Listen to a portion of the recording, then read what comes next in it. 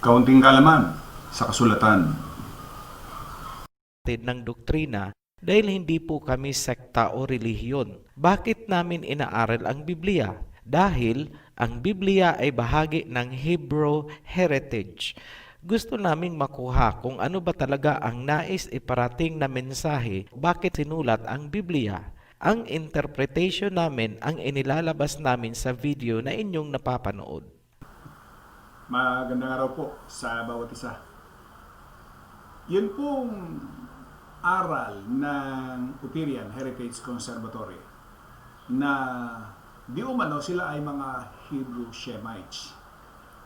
Ito po pala ay isang inimbentong titulo ni Mr. Narrator. Ano po? Kasi wala po tayong mababasa sa kasulatan ng Hebrew Shemites.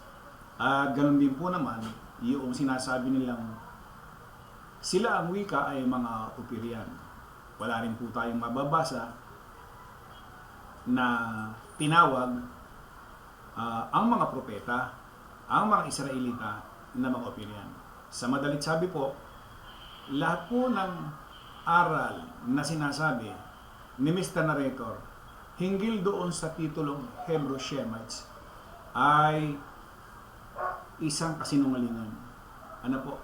Sapagkat doon sa matandang tipan, wala na nabanggit ni isang talata na tinawag ang mga Israelita na mga Hebrew Shemites. At ganun din, yung mga alagad ay hindi kailanman tinawag na Ophirian.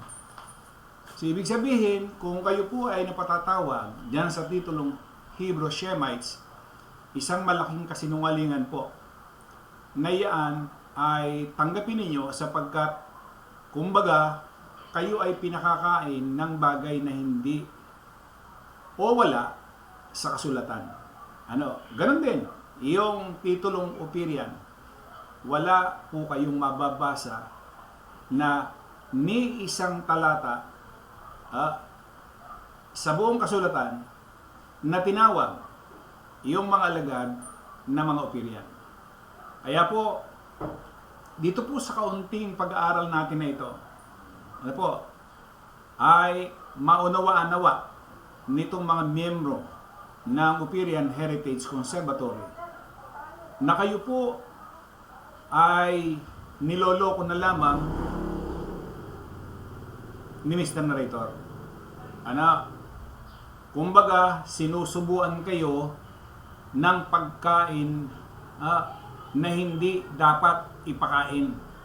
Huwag po kayong magagalit, pero yun po ang isang malaking katotohanan. Ulitin po natin. Yung pong Hebrew Shemites ay hindi po mababasa at ganun din po naman yung Ophirian na ipinantatawag doon sa mga miyembro ng Ophirian Heritage Conservatory. Maikli lamang po ito. At nawa po ay maunawaan, maintindihan ng mga miyembro ng Ophirian Heritage Conservatory. Huwag po kayong padala sa turong sari-sari at hindi kilala. Kaunting kalaman sa kasulatan. Maraming pong salamat sa inyo. Ng doktrina dahil hindi po kami sekta o relihiyon. Bakit namin inaaral ang Biblia? Dahil ang Biblia ay bahagi ng Hebrew heritage. Gusto naming makuha kung ano ba talaga ang nais iparating na mensahe, bakit sinulat ang Biblia.